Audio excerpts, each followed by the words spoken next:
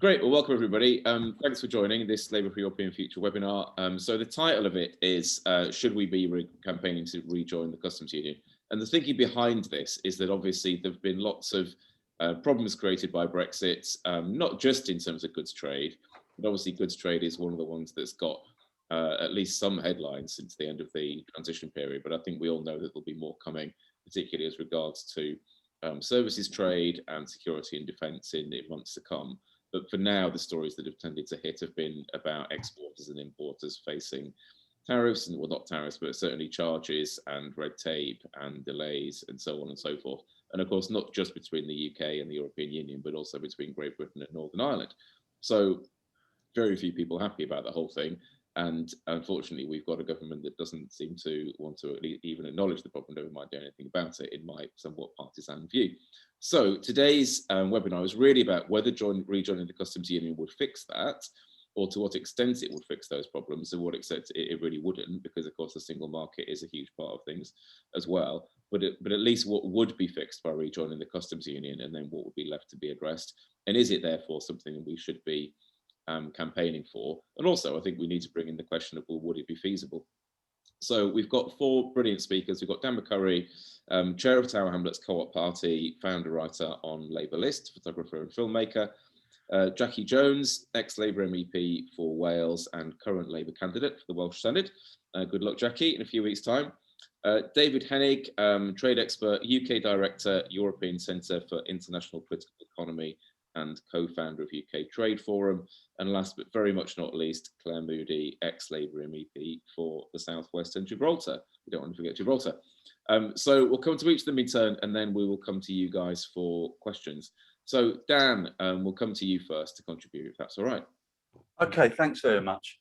So I studied international economics just after the credit crunch. I kind of left school at 16, so lots of the things that I know I studied later in life. And what I want to do here is really speak about the customs union, because this is the one that you can sell to the people. So I'm going to make a distinction between the single market and the customs union, and hopefully David is not going to completely criticize what I say, because I've got a very simple view that explains it for the layman. But before that, I just want to make one political point, Mike, because the idea of this event was that we would like really to persuade Labour that this is something that the Labour Party can get behind. And I know that one thing that we keep hearing from the Labour Party is that Brexit doesn't matter, the people don't care about this. I mean, you can, if you log on to the Daily Express today or any day in the last 6 months and in the future 6 months, you'll see on the front page at least half a dozen articles all about Europe. Before Brexit, it was very difficult to get anyone to write stuff about Europe because it just came across as very boring. But what's happened with Brexit is all the personalities have become well known. So it's all about, you know, it's about the French Premier versus the German Premier. It's not even about Brexit, it's just European politics in the Daily Express. So you could call that newspaper an enemy, or you could actually say, well, you know, they're not doing a bad job. But coming to the main point of making a distinction between the single market and the customs union. So if we go back to the early days of Europe, when barriers were being broken down for trade and tariffs between countries were being gotten rid of, there was a time when Britain wanted to join the EU, and Concord was this idea of an industrial manufacturing great project between Britain and France, and that would help us get into the EU. One of the problems that came up is the wings were being made in inches, and the fuselage was being made in centimeters. So then there came around an idea of, can we have common standards across the EU? And that actually went all the way through to professional qualifications and so forth. In fact, I was reading in the paper the other day that a holiday company in France can't hire British workers for their canoe and rock climbing expeditions because their qualifications don't count anymore. That is a single market issue.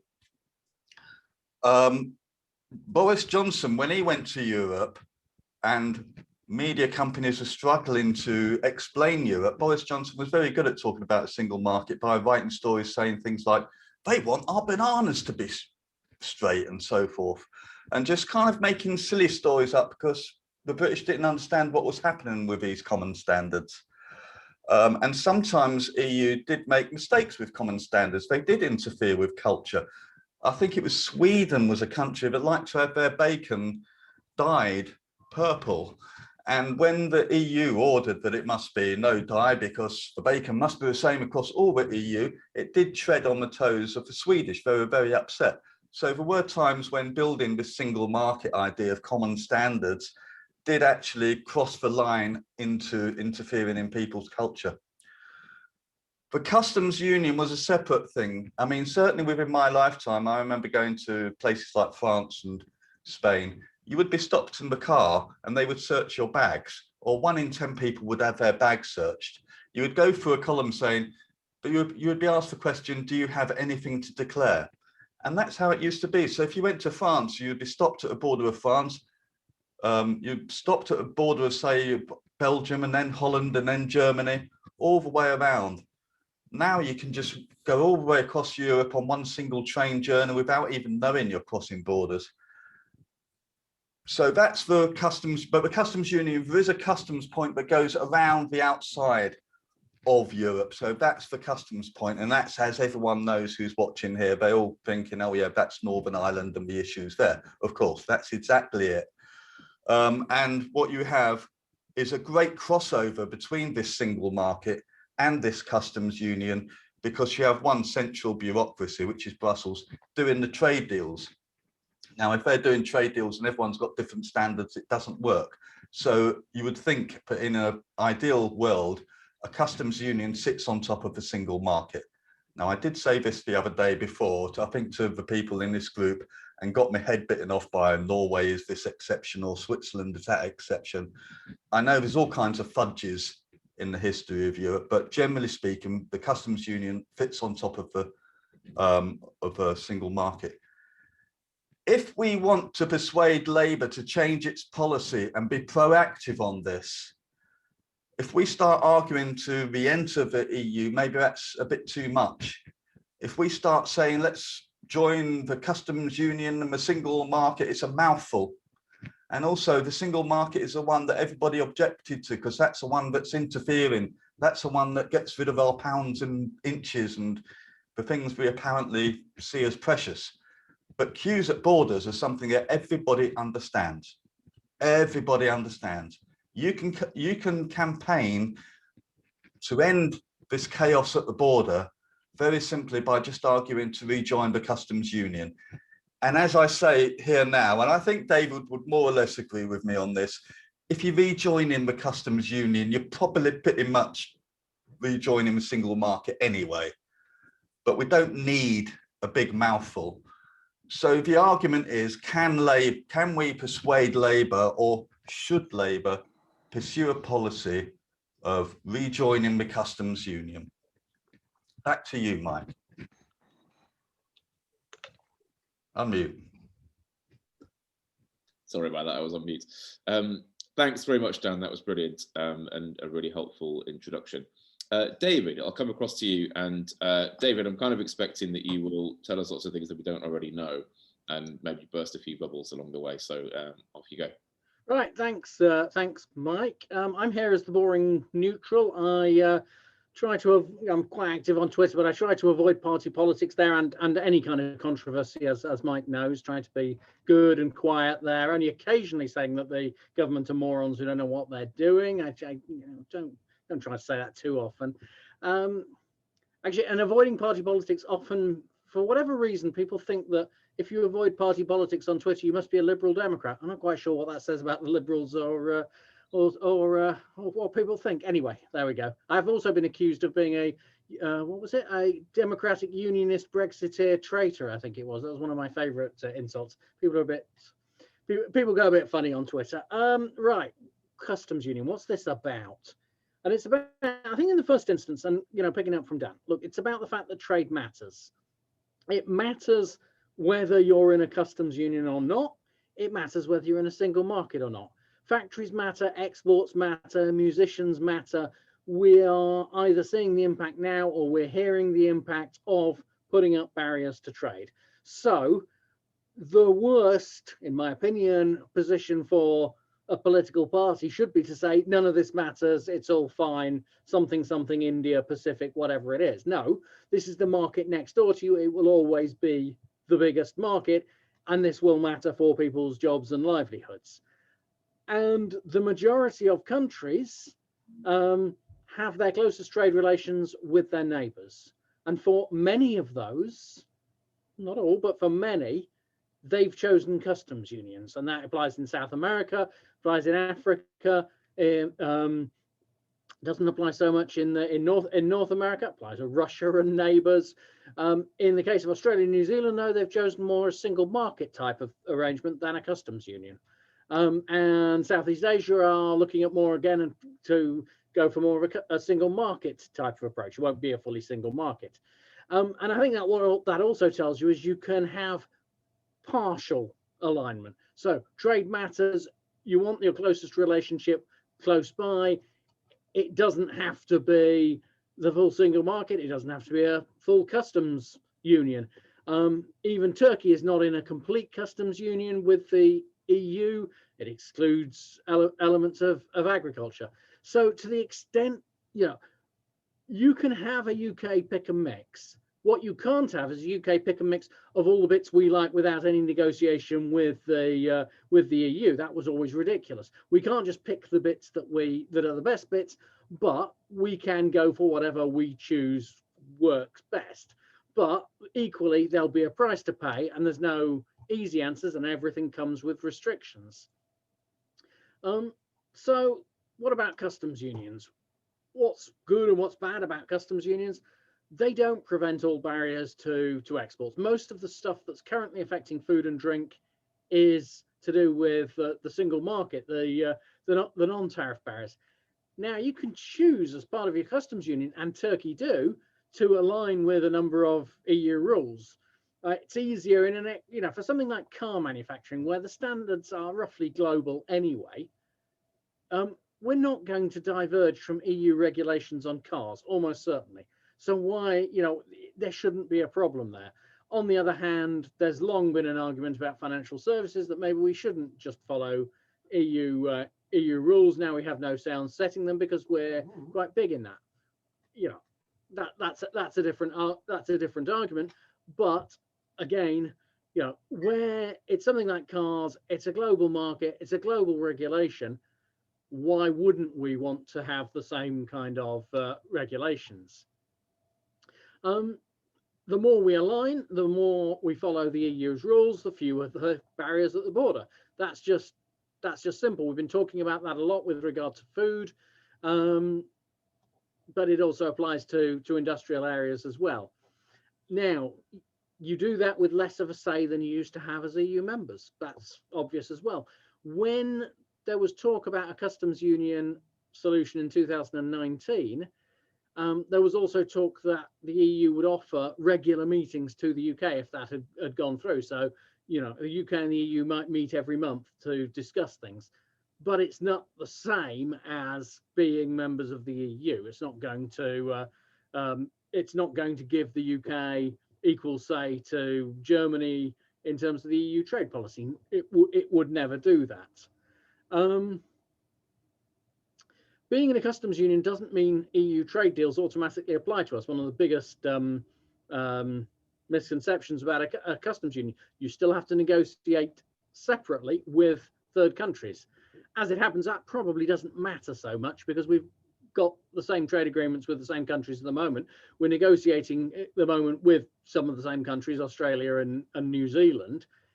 That needn't be a major problem, but it's something to be aware of. A customs union doesn't cover services. We are a services superpower, if you like, in trade. We're good at other manufacturing as well, but often in terms of the more kind of services related parts of manufacturing. Now, the EU has some economic statistics that are occasionally bandied around, or they did have, that reputedly show if the UK goes into a customs union and focuses on services trade, we do quite well economically out of that deal. I have no idea whether that's true. I haven't seen the data, but that is what's supposed to be was doing the rounds of the Commission in 2018.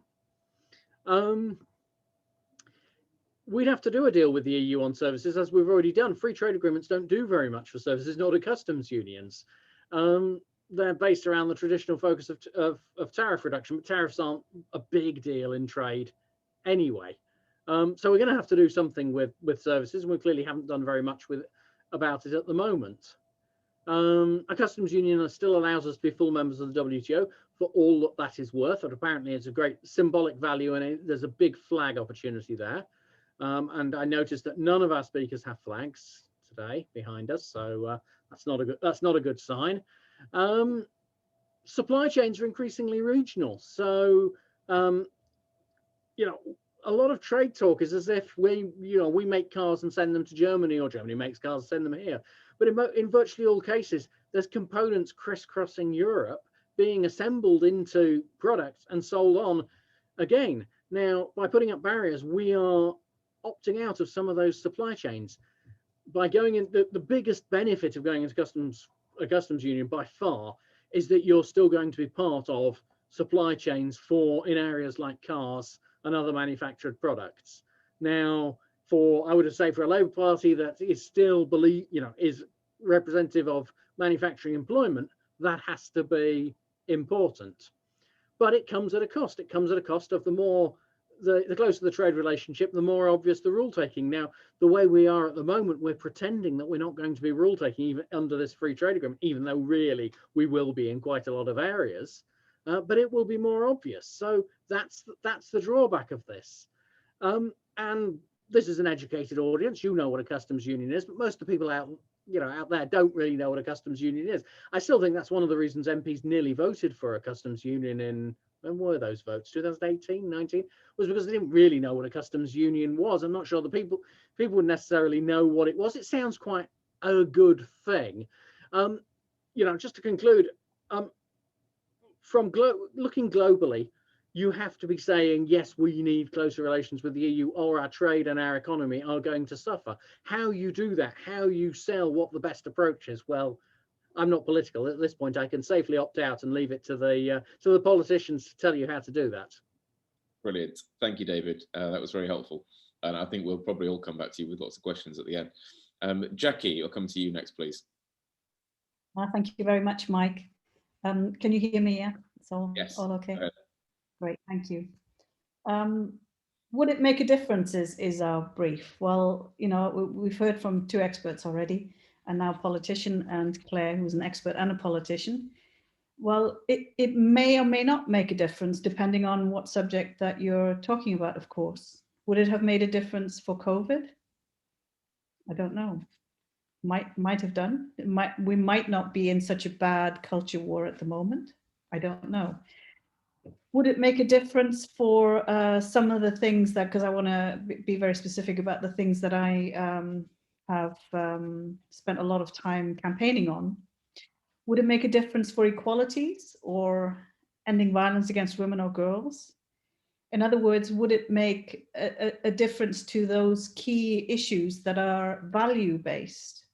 So when we talk about trade agreements, do we incorporate human rights standards in those? Are there ethical supply chains in those things? What about workers' rights?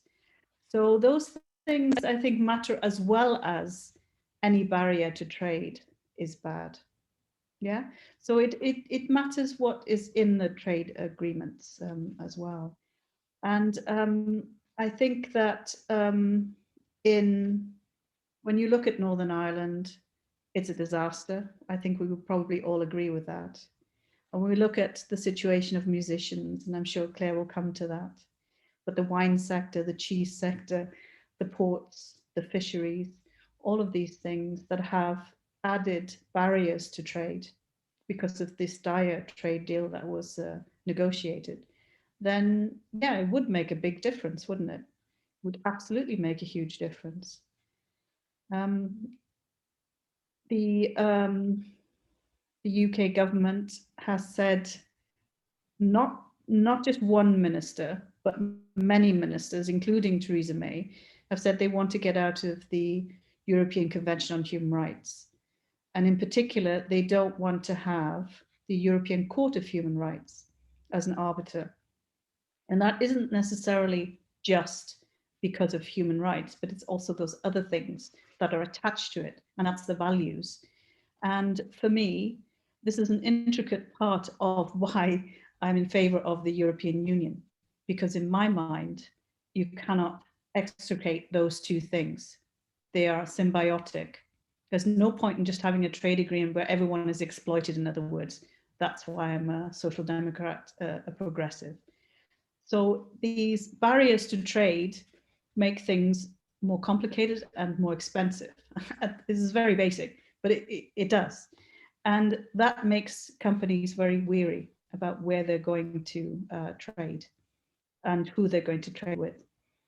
And as we already saw, we saw a contraction in the economy because of it.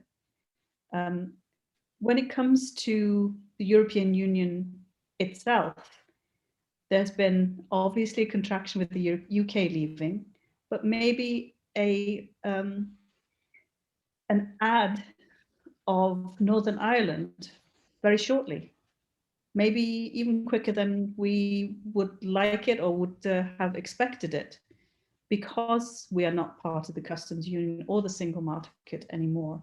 And life is very, very difficult because of that fact on the island of Ireland.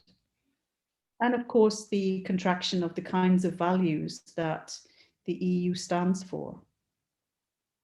Now, there's a lot of reform that is required within the EU, and when it comes to not just trade agreements or customs union or, for example, the common agricultural policy. All of those things absolutely need reforming. And there are legitimate reasons why people voted to leave and were convinced that this was not the right way forward, not least Labour Party members. And certainly the propaganda is such that, or was such, that it brought about a very negative aspect of it.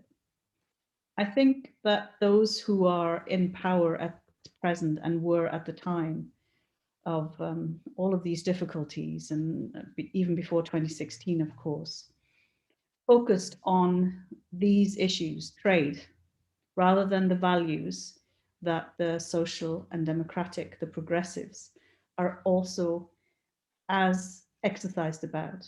And that's why I focused on equalities, on ending violence against women, on human rights, ethical supply chains and workers' rights, because it isn't one or the other.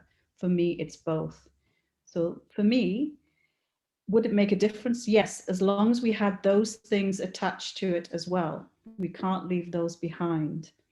And when it comes to future relations with the European Union, and indeed EFTA countries, EEA countries, any country in the world, we have to really think about that. Now, we know that there's a conference on the future of Europe that is starting in May, and that's an opportunity for us to think about what we want our future relationship with our closest partners, especially trading partners, to look like. And in control of that, we can decide, and people can decide. It isn't one or the other. So I think that for me, I'm sitting here in Wales, with the announcement yesterday from the Welsh government to make its own Erasmus Plus program. Those kind of pockets of good practice that are mirroring what's happening in the European Union should spring up all around the country, in my view, especially supported by the Labour Party, in order to support those values as they are being eroded by the centre. And that's just one example, but I'm sure there are many others as well that we can bring forward. And we should think about those and expand them in order to have a brighter future within the difficult circumstances we find ourselves in at the moment. Thank you. Brilliant. Thank you so much, Jackie. And then last but very much not least, we'll come to you, Claire. Thank you very much. And the trouble with speaking last is people have said a lot of what you wanted to say. So I will endeavour to fulfil a sweeper role and pull some other points out as well. As you said at the beginning, Mike, I represented Gibraltar in the European Parliament too. And anyone who knows me know I can go on at great length about the issues around Gibraltar and the consequences of Brexit. And the fact that the first result on the night of the referendum in 2016 was Gibraltar declaring its vote to remain in the EU by 96% to 4%, which was a joyous start to a very tragic evening and night. But Gibraltar at that point was inside the single market, but not in the customs union. The way the negotiations are going at the moment, it looks like there is going to be a treaty that will mean that Gibraltar joins the Schengen area, and indeed will have something very similar to a customs union with the EU. So it has changed Gibraltar's relationship altogether. We can go into whether how good or bad that is, etc., in questions if you want, but it has had that impact, and Gibraltar will likely have a customs union relationship of some kind with the EU. The other point that has also been, the point that has already been picked up on by other speakers is another one close to my heart, which is the manufacturing sector. And before I was elected to the European Parliament, I spent 20 years working for a trade union, and a significant part of the trade union's membership was in manufacturing. Two major sectors, the aerospace and the automotive sectors, are both, so impacted by that result, by the hardest of hard Brexits that we now have with the European Union. It's one step ahead of no deal, but it is it's not far off that in many regards. So the choices that this government have made are having knock-on consequences to jobs in the manufacturing sector. My old union is losing members, and it is losing work. Those sectors are losing workers as a consequence of that. Now, that is as a consequence. The customs union would not solve completely. Having a customs union relationship would not solve the problems in that completely. It doesn't solve the issues around, for example, REACH, the chemicals agency. It doesn't solve other single market issues. But it does make keeping UK companies inside supply chains a lot easier than the current relationship does. So it would save some of those jobs. It also, we are living in a increasingly fractious world. You are looking at the EU now with this new commission developing very much a European autonomy agenda, which is about, it's about lots and lots of things, but it is very much about onshoring supply chains into the EU. If we were inside a customs union, there would be a chance that that onshoring then also involved the UK as well as the EU 27 member states currently. Again, there's a lot of sort of nooks and crannies around that and the that whole agenda that we could go into, but it also neatly brings me on to the politics of where we are right now, and that's the politics on both sides of the channel. The way that the UK put down red lines and the consequences of those red lines, the way they negotiated, led by David Frost and Boris Johnson, the style of negotiations as well as the negotiating objectives, has led to, frankly, an appalling relationship with the EU, which was potentially having some progress. I am no fan of anyone in the UK government and this current government. I am certainly not a fan of Michael Gove, but what you were seeing was Gove and Šefčovič, who was the European Commissioner, working together in meetings to look at practical solutions to the problems created by this deal, particularly in relation to Northern Ireland. What we are now seeing with David Frost in the front line as well is that the politics of this are mitigating any amelioration of the TCA, that we are going into an increasingly confrontational relationship with the EU. The culture war that Jackie referenced, this is a government in campaign mode, not a government in the mode of solving problems for the British population that is elected to represent. So you've got that whole political problem. So if the Labour Party and the UK starts talking about being in a customs union, starts talking about evolving the current relationship in a way that we engage with a customs union relationship, then it will also start opening the politics of the deal. It will start opening the relationship. It will start creating space for more flexibility in all sorts of other areas. So it would enable us to bring the UK back closer together to our nearest and dearest neighbours. This is our part of the world. There's no pretending the geography doesn't exist. The idea that we can suddenly become part of the Pacific Rim is geographically just not going to happen. So, it leaves us in that protective position as well. It also, and picking up on another point that was mentioned earlier too, and David picked this out, is the point about how much say we get. Yeah. Being inside a customs union would mean that we are we are covered by more EU legislation, but and therefore, and we won't have so much say about that. But actually, and again, David touched on this point, the nature of the relationship that we do have is that if we don't stay in fairly close alignment in many areas, then there will be knock-on consequences on our economic trade with the EU. So it doesn't, it actually, looking at the say we would have versus the say we had as a member state is the wrong way around to look at it from my perspective, from this perspective. I think we look at it in terms of having a say because we are now seen as a trusted and respected partner, as opposed to having no say, because that really isn't where we are right now, but having to face the consequences of diverging from rules we have no say over.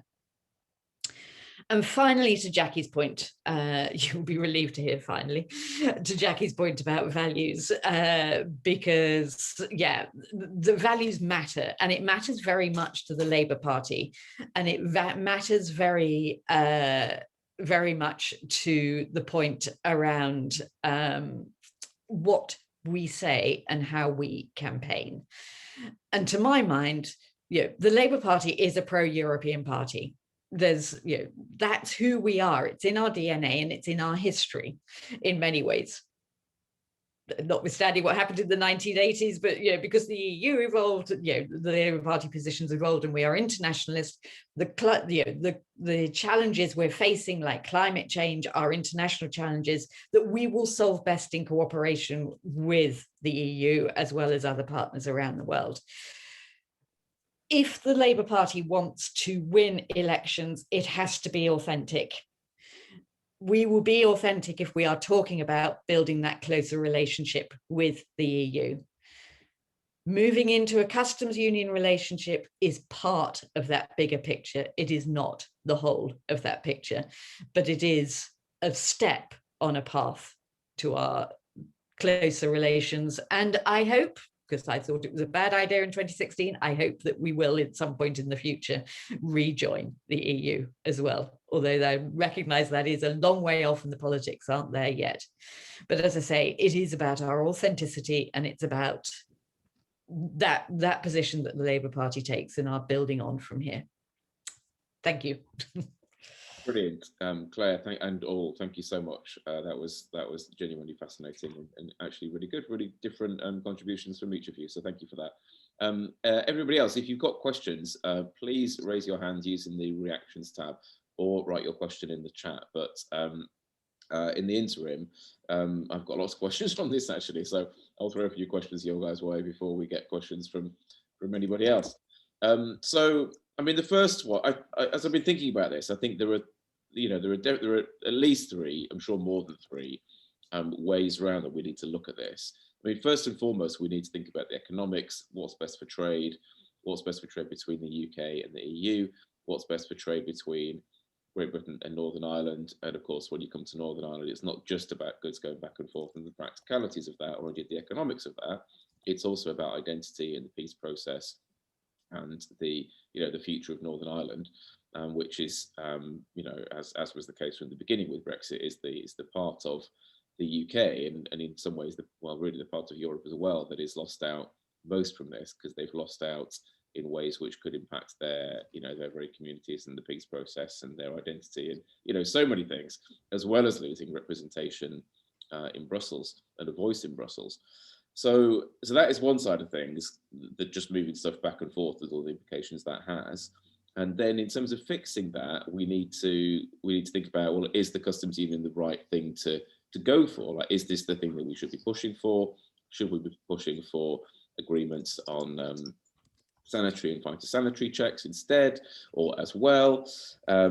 We then need to think about what's feasible with the public. I mean, one of my thoughts is, does the public even know what a customs union is? And if they don't, will they care if we join one? But my thought with that is that maybe the public do care if we could forge new trade deals on our own or not. Maybe they, I would imagine some people living in this world where they think us getting new trade deals is the best thing ever, and people do love Liz Truss and whatever. And my understanding is that if we're in the EU customs union, we're not making trade deals on our own anymore.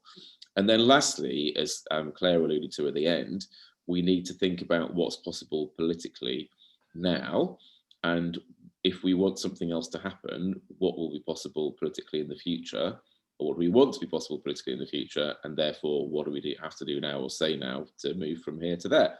So lots of thoughts from me. So somewhere to start maybe is, and final thought from me, and David may know the answer to this, not that I'm accusing you of being a conservative, David, but in any way, shape or form, but I was speaking to somebody who definitely is a conservative recently. And my assumption had been that Conservatives would have been quite happy to go back into the customs union, but would have thought that the single market was anathema. Whereas, in fact, I mean, this gentleman told me, he doesn't know what he's talking about, I think. This gentleman told me that the opposite is the case, and that actually Conservatives quite like the single market, apart from freedom of movement, but they hate the customs union with a passion because they want to do trade deals. So that, of course, makes the politics even more complicated if that nugget of information, which is admittedly anecdotal from one person, is true. Anyway, I will get to a question. So I think my question to David first off is, in terms of just the nuts and bolts of moving stuff back and forth, how much of a difference would rejoining the customs union make, and how much would red tape and so on and checks and so on still exist, in both towards the EU generally, but it's specifically moving GB, NI? Well, there's one question and an awful lot of comments, Mike, to think about there. Look, in terms of the, just very, first of all on the specific, how much difference does the customs union make? On its own, it's going to make only a small amount of difference to trade, because already industrial products, for example, are the easiest to trade between UK and the rest of Europe. You lose the rules of origin problem by and large, but most of the rest you don't lose. But you very rarely have a customs union on its own. You do have some sharing of regulation, or you team it up with a SPS agreement. God, we're all becoming experts. SPS. I mean, how many people know what an SPS? Certainly knew what SPS even was a couple of years ago. Food and drink standards. So I think customs union is a bit of a act as a bit of a shorthand for sort of a few other bits and pieces thrown in there as well. And I think that's where it has a certain recognition. And you can even do your own trade deals as even though you're in a customs union. They're a bit more tricky to do because you have to stick with the same tariff rates as the EU. But to be honest, I mean, tariffs are kind of 19th or 20th century issue.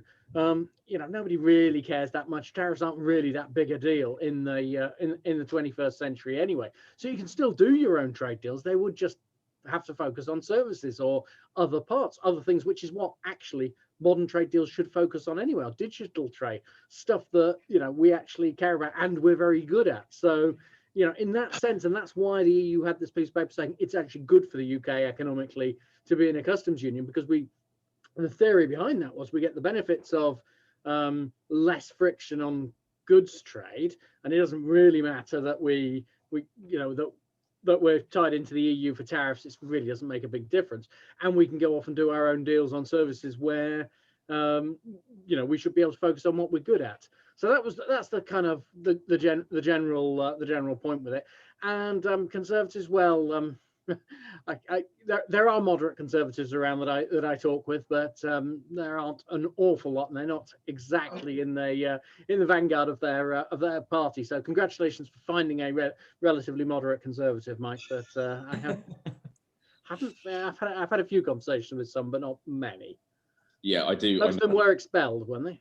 They were. Yeah, I know one basically. So can I just come in now? Yeah, I mean, I think.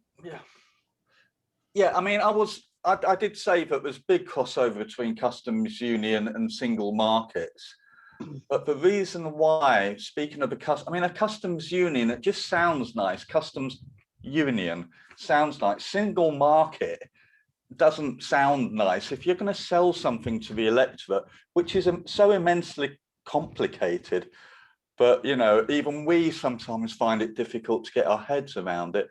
Just talking about a customs union makes it really simple. I mean, David's here really because we have to test arguments and stuff, and are we going to trip ourselves up if we say things like this? So he's really useful in that way.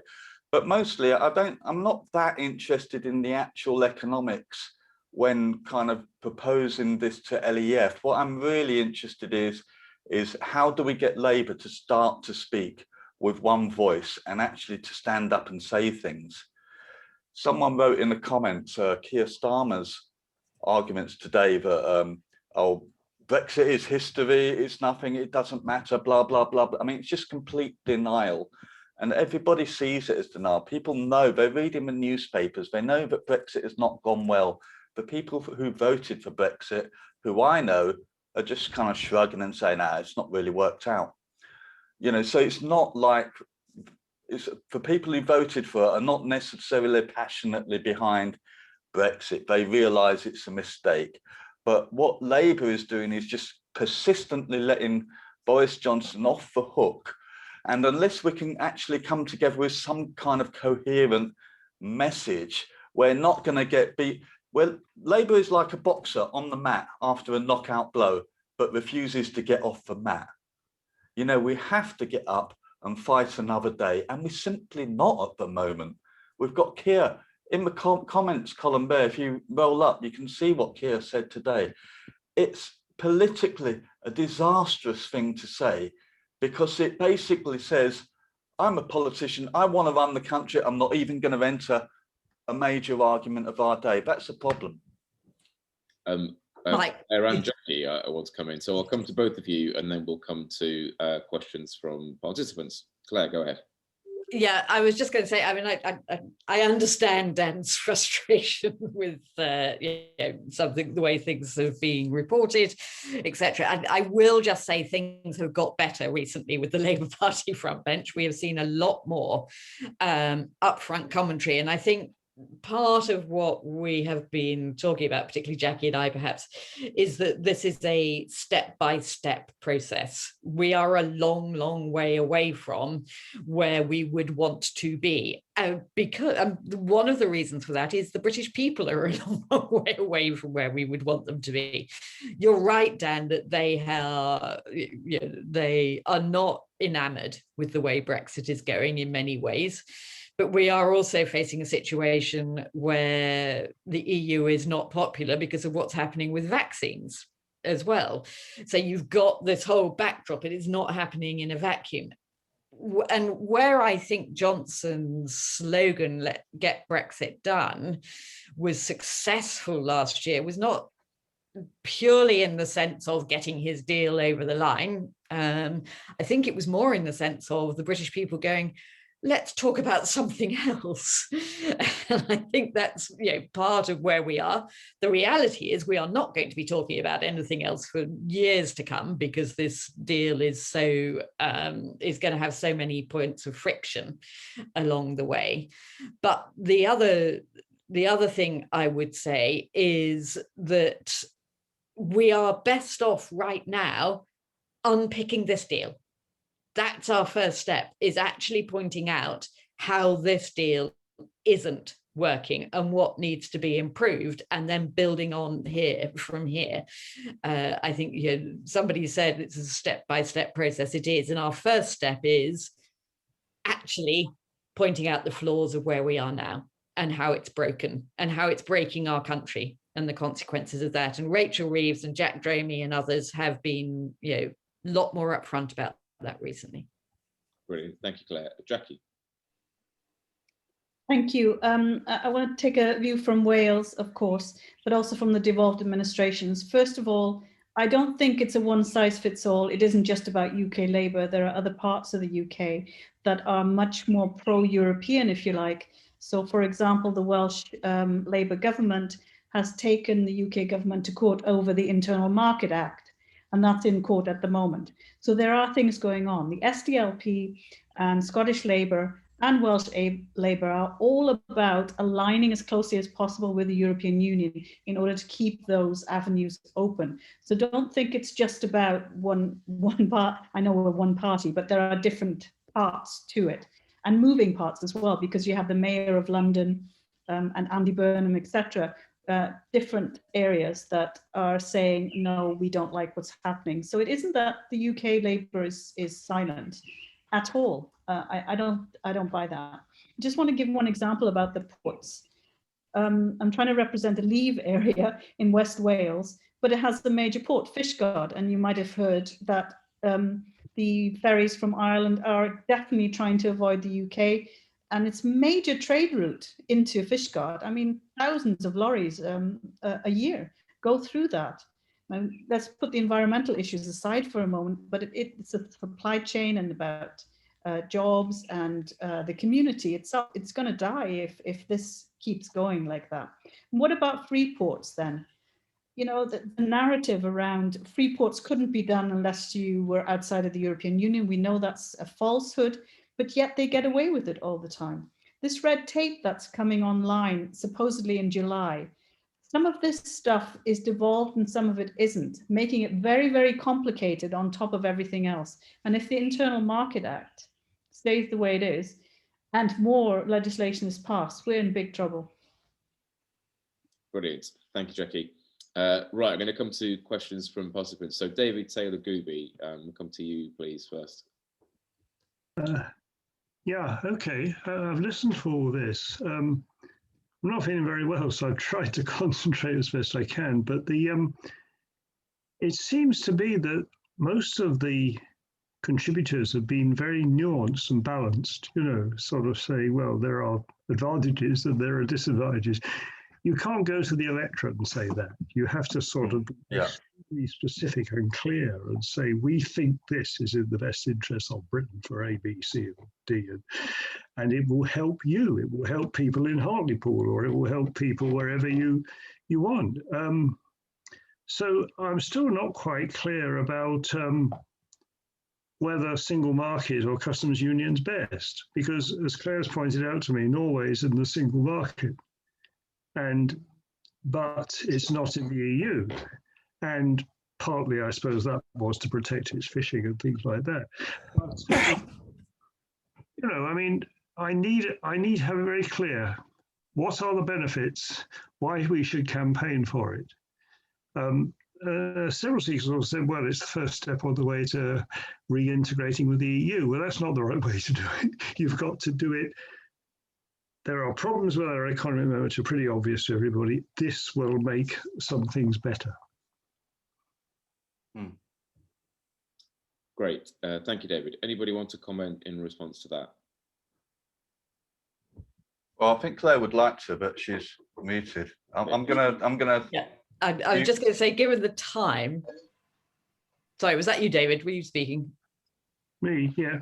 Sorry, David. I was going to say, given the time, can we take sort of all the questions and Yes, then? that's a very good idea. I was thinking the same thing. Actually. Hold your horses then, Dan. Thanks, Claire. Right, Terence is up next, please. Yeah, I'm also confused about EFTA. David mentioned Norway, but all of the EFTA countries are in the single market.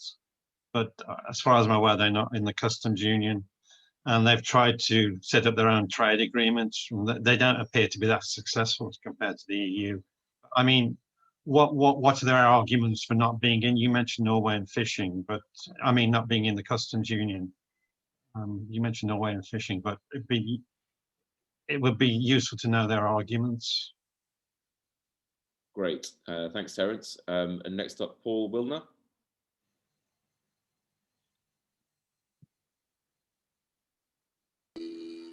Okay, thanks, Mike. I mean, clearly, if we were in the customs union, that would solve some of the problems of trade. It would improve trade in goods. It wouldn't solve all the problems of trade in goods by any means, and it wouldn't go anywhere to touch so many of the problems that are filling the headlines now.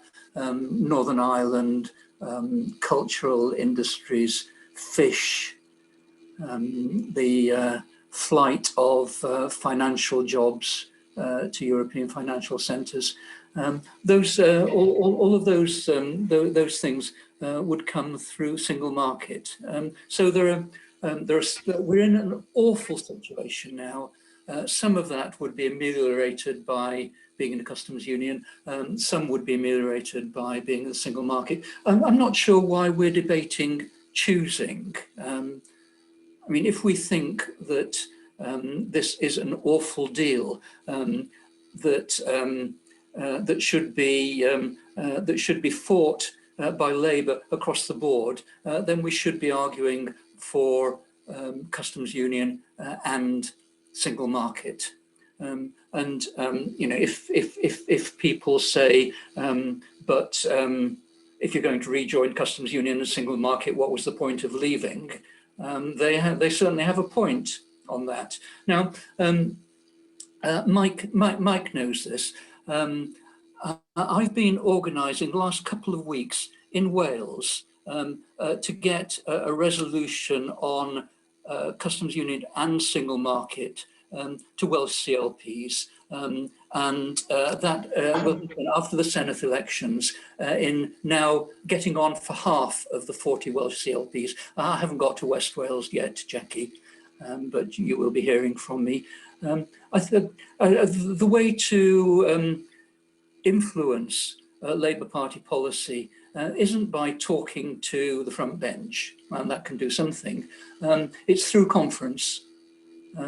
And that, I think, is how, as Labour for a European Future, we should be constructing our way forward. We should be deciding what we want. I think it should be customs union and single market, and we should be taking that to conference in force. And as I say, in 2 weeks of emailing and phoning around, I have a commitment to put a single market and customs union resolution in front of getting on for half of the Welsh CLPs. Great, thank you very much, Paul. And then last but not least, Peter McLaughlin, and then I will come back to the panelists for final comments and responses to those questions. Peter, go ahead. You're on mute. Sorry. Thank you. I very much like what's been said, but I am, you can probably see from behind me, a passionate EU believer in European unity. The EU isn't perfect by any means, but the subtleties of that sort of argument are nowhere. You couldn't have those sorts of arguments. So I think we face several really difficulties, and one of which I sort of was reinforced again today by the other day by somebody who was in an NHS, a Dutch national who's run the, I think it's the Middlesex NHS trust or whatever it's called, dressed up as, and basically said that most of the staff in the NHS were completely unaware of what other medical practices were taking place in Germany and France, etc., the continent. He really was telling us that what he's picked up and faced, and he wasn't trying to be rude or in any sense, that we have a little islander mentality. And I think that is very deep in the culture. I experienced it myself at my own sector when I've retired now in the university sector. And I was sometimes quite shocked by the depth of it. The automatic reject, oh, you is dreary, boring. We don't really have anything to do with it. So I think we've got to do to address that. And somebody actually put up just before I started to speak that why don't we keep pointing out the problems? So the step-by-step approach, I think, is the first way to conduct with this, and probably for a year. I think we're having this debate too soon. I think we couldn't put this out to the public, even to the membership. Imagine doing this in Derbyshire or Bolsover or somewhere. You wouldn't get very far. So I think we have to make very clear to people, look, this is the reality of what's happened. This is the damage that's being done. Without sounding like we told you so, we've got to rejoin. And I had other discussions. I think one of the conclusions, despite my passionate feeling we want to rejoin, is not to say it, to point out the damage. I think that's the very first step. I think it was Jack who mentioned industry. Apologies to Claire if I've got it wrong way around in the speech. But to mention industry, because there's been a bit of almost casual talk of, well, financially, we're very good at some aspects of that. Billions, trillions, 1.6 trillion is left. If you say we are good at financial and digital business, you're writing off all the industrial areas of the country, including South Wales. And I don't think they're going to be very happy with us saying that. Oh, let's trade as commercial services. We know what many of those are. They're tax dodging. That's what they really are, a lot of them. Going to get the lawyers involved, etc. So there's some very difficult routes which we could still be drawn down. When we have to at some point face the rejoin argument. And maybe then we could talk about people, the mood might have changed. So we have to activate buyer's remorse, I'm afraid. I'll stop there. So I think that's I've said enough. Great, no problem. Thank you so much, Peter. Right, we'll come to you for final comments, which we'll do in reverse order from where we started. So Claire, I'll come to you first, please. Thank you. Yeah, Peter, I think you're absolutely spot on in the sense that we have to. I am absolutely not of the view that we should follow ship. Where are my people? I must follow them. But we can't start in a completely different place from them and pretend that the last 5 years haven't happened. So I think the first point on this debate, should we be pushing for the customs union? Should we be pushing for the single market? I think this evening's meeting is about the customs union and the pros and cons thereof. But the political reality is right now, we are not in government.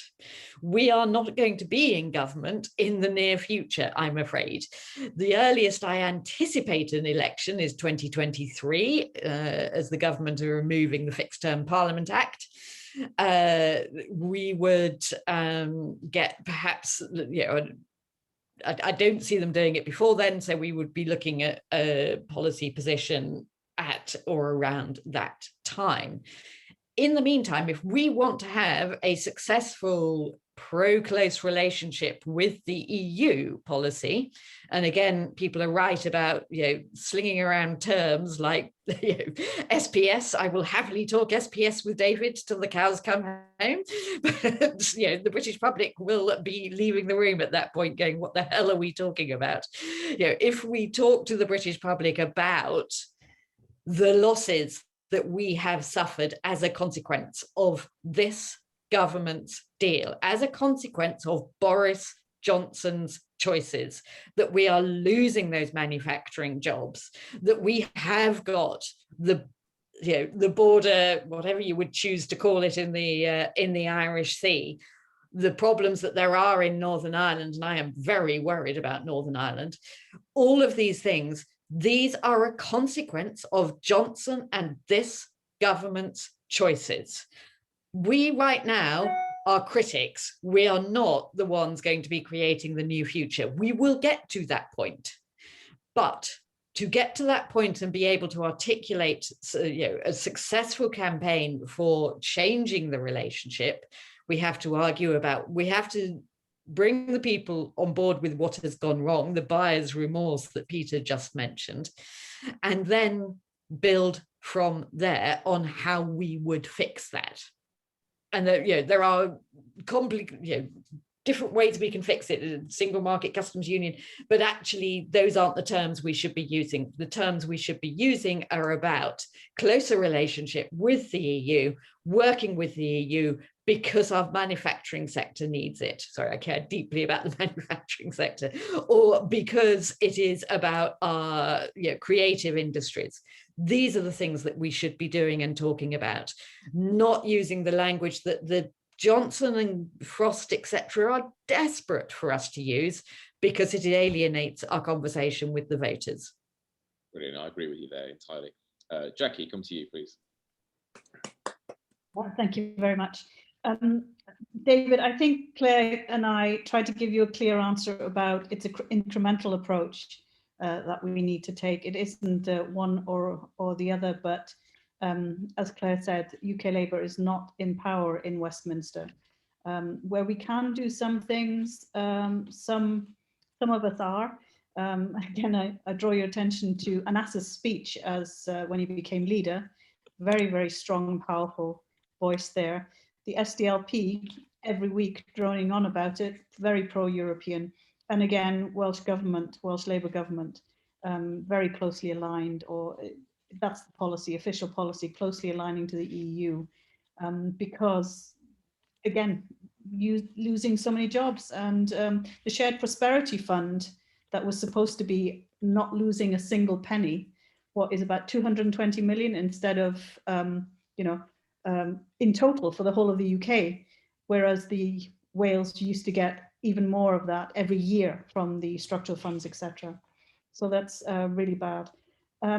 Not all of the EFTA are in the single market, like you said, because we were drawing attention to the customs union tonight, but Claire mentioned that already. I think that with the Little Islander, I agreed with just about everything Peter said. I look forward to getting the CLP motions, Paul. The Little Islander approach, I think there it was about the heavy lifting that was done by European countries before the 21st century, not just about equal citizenship, as I call it, but also about changing the way we, the whole vehicle of the economy, let's put it that way. I'm shortcutting because we're running out of time. And I think that heavy lifting hasn't been done in the UK, and now is the time that we have to face it, because we have no alternative now, because so many things are collapsing. Now's the time, and unfortunately we don't have that much money. We can't do it over a reasonable period of time. We have to do it all at once, plus COVID. It's going to be really damaging.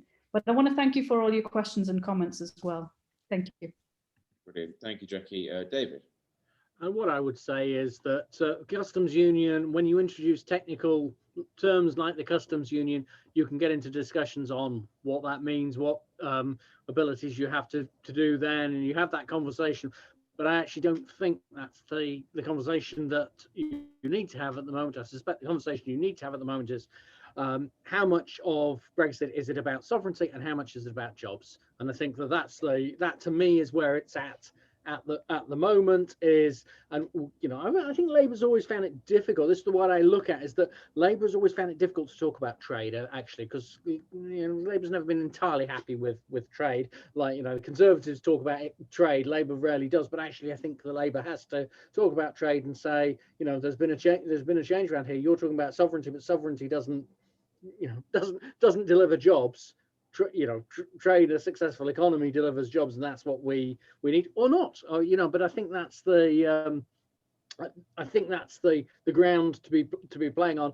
Where, you know, what it actually leads to, well, that's a secondary matter. But I think it's that, and it's also the fact of pointing out, as I often try to do, is say, look, this is something that's standard around the world to be friendly. It's to be friendly with your neighbours and expect to trade with them more. It's almost that this whole global Britain thing ignores the fact that that is unusual around the world. Virtually every country around the world, there are a couple of exceptions, but virtually every country trades more with its neighbours than with anybody else. And I think that those are the points I'd be thinking of more than whether you call it a customs union or the specifics of a single market. Brilliant, thank you, David. Yeah. Dan, go ahead. I mean, I think David just there has probably summed it up quite well. But probably it's you know, other people have said that maybe we're not yet at the stage where we can advocate customs union anyway. What we should really be doing is taking on the Tories for their failures much better. And trade and sovereignty, talking about values. You know, Joe Biden has got this $1.6 trillion spending spree, and it's got like a 70% approval rating in the polls. That's massively more than the people who voted for him. But he doesn't really talk about policy. He talks about his values, but the policies are obvious.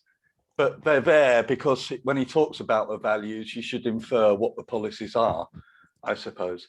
So maybe maybe we're never going to agree on one policy that Labour can push and therefore speak on one voice. And I think maybe we're not ready for it. What I do think, I'm just going to articulate what's called the gravity effect, because this has come up a few times here when people talk. I mean, the whole Brexit argument was we should trade with the rest of the world. And that's still going on now. What Boris Johnson wants is battleships in the South China Sea in order that we can trade effectively with Japan and others. I mean, it's just plain stupid. The gravity effect meaning that you trade more with your neighbours than you do with people far away. And the comparison that helps people understand that really well is that we do it all the time whenever we go on holiday. 9 out of 10 times you're going to go to France, Italy or Spain. 1 in 10 times you might go to Buenos Aires or Tokyo. You might go somewhere very far. Overwhelmingly, when we book our holidays, it's the gravity effect, it's local. Companies are just the same. And I think that, so I think the EU, I think it's Clare who's talking about how antagonized the EU are. I think the EU are actually traumatized by Brexit. I think it's really, I mean, I think it's affecting them in so many ways. The vaccine debate here, you know, I mean, how Labour really allowed Boris Johnson to politicise the AstraZeneca vaccine when, you know, the EU have never told the NHS what drugs to buy or not buy. But he's managed to make it all about Brexit. And he's a very good politician in this way, but it's extremely damaging for a country. And you saw how Europe reacted. That, you know, that upset is really deep. So I think it's, you know, we sometimes think so much about ourselves, but we've got to think about the EU and the fact that it's going to take a lot of work to build those bridges and so forth. So what should we speak about? If my proposal is not so good, how do we go about it? Well, honestly, Jackie, to say that the Labour Party is doing, you know, speaking up for Europe, I think that there are individuals, but it's not coming from the top. So I'm going to pay a lot more attention to Rachel Reeves and Jack Dromey, because I think I should after what you've said. But, you know, I mean, we're losing Gibraltar and no one is saying that. No one is pulling up Boris Johnson is how can we lose Gibraltar after you were supposed to make us great again? Why is that not the case? David said we are becoming rule takers. Well, how did that happen? That wasn't in the referendum. How is it but we're the little guy and Europe is just telling us what to do now? I mean, that is something we could hammer day in, day out, day in, day out. How did we become the rule takers? What have you done to cause this?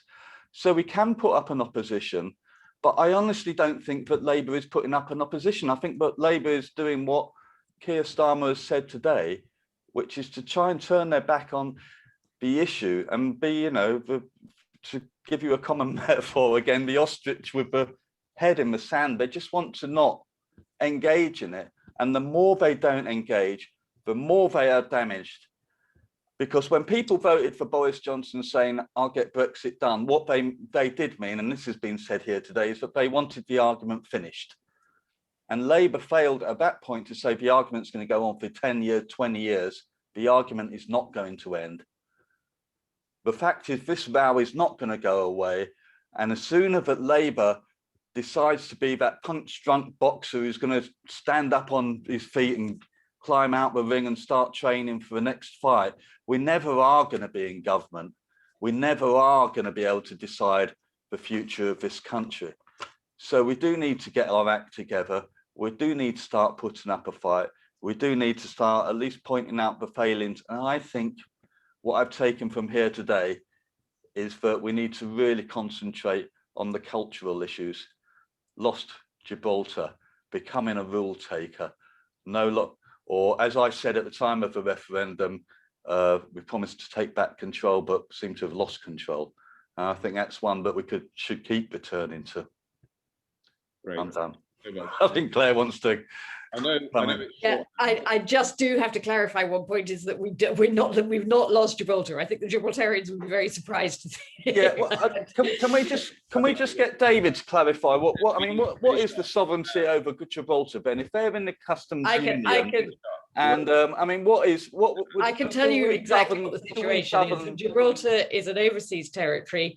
The UK manages Gibraltar's foreign affairs and its defence affairs. It's in charge of its own home affairs, if you like, which is why it is in a position with an agreement with Spain. It's a bilateral agreement with Spain around that in terms of joining the Schengen agreement within the framework of the EU relationship.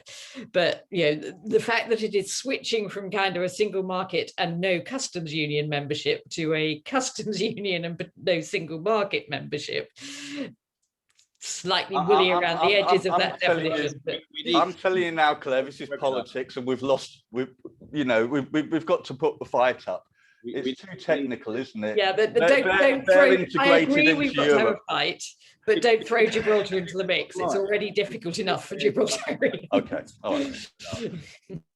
Thank you very much. Right, gentlemen, ladies, thank you so much for joining. Sorry about the verging into a separate Gibraltar webinar there at the end. Thanks for joining. I think we've all learned a great deal tonight. Thanks to Dan, Claire, Jackie, David for educating us all this evening. And I think one thing that we all do know is that we've got a mountain to climb, and trade and trade agreements and articulating that and explaining that to the public is very much a big part of that. Our next webinar is on Saturday. We have a lunchtime fringe at the European Movement Conference with, again, the brilliant Jackie Jones, who is here this evening. And we've got Andrew Adonis, who is the new, you will all know of, former Labour Minister. He's the new chair of the European Movement. And we also have Paula Surridge, who is a very intelligent woman, and she is, I don't actually know what she researches, but she does lots of polling and research, so she actually knows what people think and can tell us what people think in the real world who don't come to European webinars. And so that will be really good. And I think there'll be lots of discussion there about what Labour needs to do, and also about what we can do to try and move Labour in what we think is the right direction. Both to move us closer towards Europe, but also, first and foremost, to get us back into government, because I think I agree with what a number of people have said tonight, which is that people vote for parties that are authentic and that articulate their values that clearly and that are true to their values. And I'm guessing you would all agree with that. Anyway,